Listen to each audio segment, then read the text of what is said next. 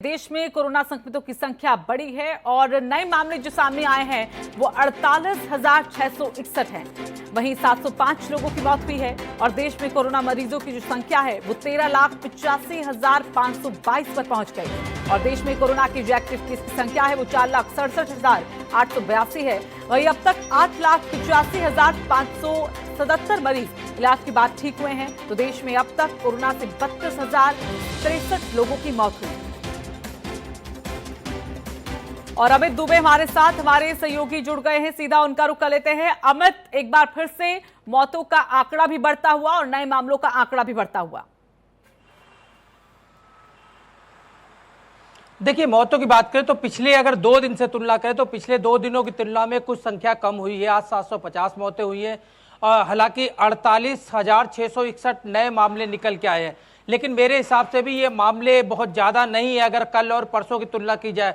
उसके पीछे सबसे बड़ा रीजन कि पिछले 24 घंटे के अंदर 4,42,000 से ज्यादा टेस्टिंग हुई है, जो कि अब तक का रिकॉर्ड है। अब तक देश में कभी भी इतने पैमाने पे सैंपल टेस्ट नहीं हुए जितने कि इन 24 घंटों में हुए हैं। अकेले अगर गवर्नमेंट रिकॉर्ड की बात की जाए तो 3,62,000 से ज्यादा टेस्ट जो है वो सरकारी लैब्स में हुए हैं, जबकि बाकी के टेस्ट जो है वो प्राइवेट लैब्स में हुए हैं।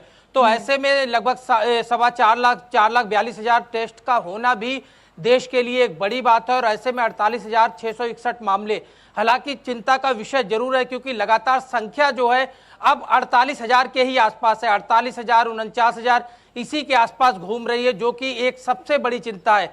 एक्टिव केसों की बात करें तो वो भी लगभग 4,67,000 से ज्यादा नजर आ रहे हैं।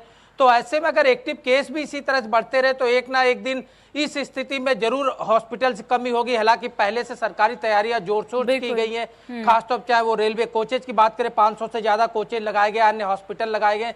सरकार अपनी तरफ से तैयारियां जो है वो लगातार कर रही है। दिल्ली की बात करें तो दिल्ली की स्थिति काफी कुछ हद तक ठीक नजर आ रही है क्योंकि 1600 से ज्यादा मामले निकल के आए, जबकि 20,000 से ज्यादा टेस्टिंग हुई है। अमूमन पिछले एक हफ्ते से दिल्ली में लगभग इसी तरह के मामले आ रहे हैं। इससे पहले दिल्ली में भी 2,000, 3,000, 4,000 का आंकड़ा जा रहा था, लेकिन देश में जो बाकी जगह है वहां पे लगातार संक्रमण बढ़ रहा है। ये सबसे बड़ी चिंता की बात है। अगर गांव में ये संक्रमण बढ़ा तो न सिर्फ लोगों के लिए बल्कि सरकार के लिए एक बड़ी मुसीबत तैयार हो जाएगी। जी बिल्कुल, बड़ी मुसीबत तैयार हो जाएगी और ऐसे में रोकने के प्रयास किए जा रहे हैं और वैक्सीन को लेकर भी इंतजार किया जा रहा है। चलिए, बहुत बहुत धन्यवाद आपका अमित, हमारे साथ जुड़ने के लिए।